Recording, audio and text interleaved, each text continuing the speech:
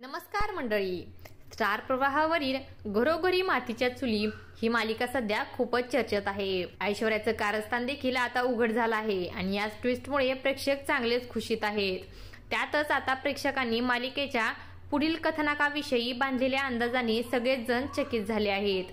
काय आहे आगामी कथानक जाणून घेऊयात। मालिकेत लवकरच ऐश्वर्याने नानांना जिन्यावरून ढकलल्याचं उघड होणार आहे। नानांनी आता हा खुलासा केल्यानंतर जानकी ऐश्वर्याला हात धरून बाहेर काढणार आहे।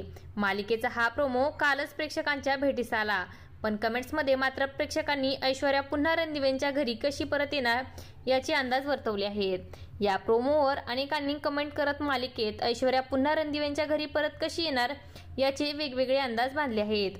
मालिका सुरू राहण्यासाठी ऐश्वर्याचं मालिकेत राहणं खूप महत्त्वाचं आहे, असंही काही जण म्हणले आहेत।